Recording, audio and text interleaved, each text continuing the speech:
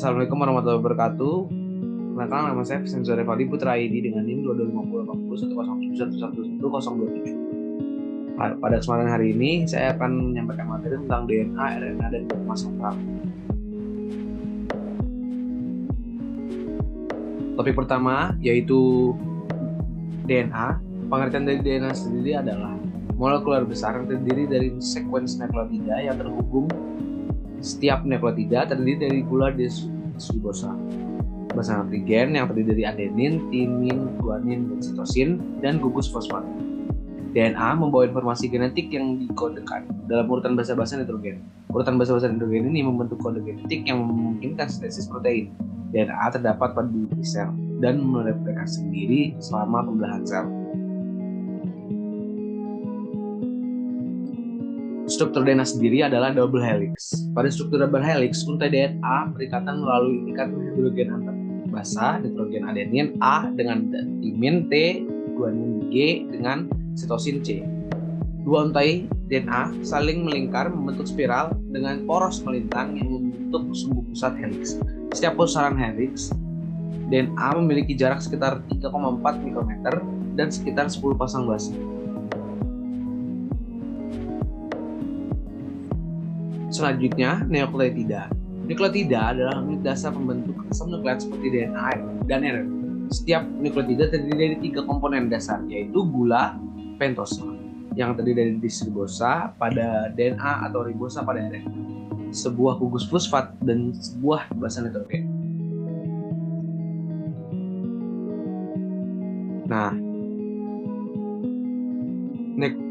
selanjutnya ada nukleosida. Nukleosida adalah senyawa organik yang terdiri dari basa nitrogen dan gula pentosa yang terikat bersama dengan ikatan glikosida. Nukleosida ditemukan dalam banyak biologi seluler sebagai monomer yang membentuk unit pembangunan DNA dan RNA. Nukleosida sendiri dapat dihasilkan secara sintesis atau dapat diekstrak dari bahan alami seperti hati ikan dan juga tanaman.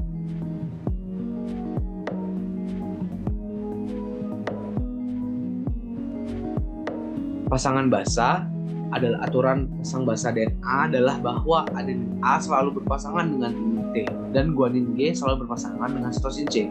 Aturan ini juga dikenal sebagai aturan basa pasangan Watson-Crick. Ketika DNA mereplikasikan diri, untai ganda DNA terbuka dan tiap untai berfungsi sebagai cetakan untuk sintesis untai baru. Pada saat ini, nukleotida yang sesuai dengan pasangan basa pada cetakan akan dimasukkan ke dalam untai baru yang sedang tumbuh. Dalam proses ini, aturan pasangan basa DNA memungkinkan sintesis untai baru yang akurat dan konsisten dengan cetakan awal, sehingga menjaga stabilitas dan keakuratan informasi genetik yang disimpan dalam molekul DNA.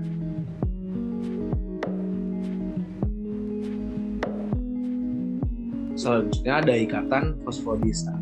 Ikatan fosfodiester sendiri adalah ikatan kovalen yang terbentuk antara gugus fosfat dan pentosa pada nukleotida yang saling berdekatan dalam suatu rantai polinukleotida seperti DNA dan juga RNA. Ikatan ini terbentuk melalui reaksi antara gugus hidroksil pada gula pentosa dengan gugus fosfat yang terikat pada gula pentosa nukleotida berikutnya sehingga membentuk ikatan fosfodiester yang melepaskan satu molekul air. Nah, macam-macam dari DNA sendiri berdasarkan bentuknya ada terbagi menjadi 3, yaitu bDNA, aDNA, dan juga zDNA. bDNA sendiri itu bentuknya helix ganda Watson-Crick yang dikenal kebanyakan orang. Perbedaan utama antara asam nukleat bentuk A dan bentuk B terletak pada konfirmasi cincin gula deoksiribosa. zDNA dapat terbentuk ketika DNA berada dalam urutan purin pirimidin, bolak-balik seperti GCC, GG. Nah, pada bDNA sendiri berperan penting dalam mengatur proses transkripsi dan translasi. zDNA berperan dalam proses transkripsi, sedangkan aDNA berbentuk dari bDNA yang berubah karena mengalami dehidrasi. Nah, topik selanjutnya adalah RNA. Pengertian dari RNA sendiri adalah suatu jenis asam nukleat yang berfungsi sebagai pengirim informasi genetik dari DNA ke sel mengontrol sintesis protein. RNA tersusun dari unit-unit monomer nukleotida yang terdiri dari basa oksigen, gula ribosa, dan gugus fosfat. RNA terdiri dari sekuens nukleotida tetapi memiliki gula ribosa dan basa nitrogen. Ada 3 jenis RNA utama yang terlibat dalam sintesis protein. Ada RNA messenger, RNA transfer, dan juga RNA ribosomal.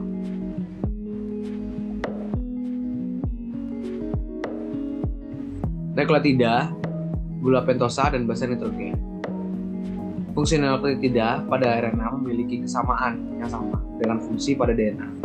Nukleotida saling berikatan membentuk rantai polinukleotida yang terdiri dari pasangan basa nitrogen yang diikat dengan ikatan nitrogen.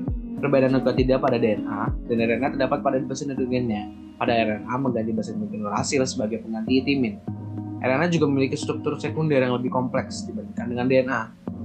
Gula pentosa dalam menyusun nukleotida RNA berupa ribosa. Macam-macam dari RNA sendiri ada 3, yaitu messenger RNA, transfer RNA, dan juga ribosomal RNA seperti yang saya jelaskan tadi. Nah, messenger RNA sendiri membawa informasi genetik dari DNA ke ribosom. Lalu transfer RNA sendiri berperan dalam membawa asam amino ke ribosom selama proses translasi. Nah, transfer RNA tersebut memiliki struktur yang unik, yaitu memiliki daerah yang berikatan dengan asam amino dan daerah yang berikatan dengan messenger RNA melalui pasangan basa nitrogen, sehingga dapat memastikan asam amino yang tepat dipasangkan dengan kode mRNA yang tepat. Yang terakhir ada ribosomal RNA yang merupakan komponen struktural utama dari ribosom yang merupakan kompleks protein RNA tempat sintesis protein terjadi.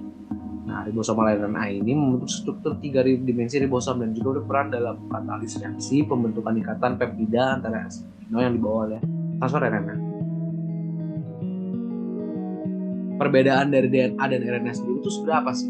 Nah, jika kita tinjau, DNA memiliki struktur ganda heliks, sedangkan RNA yang memiliki struktur heliks yang tunggal.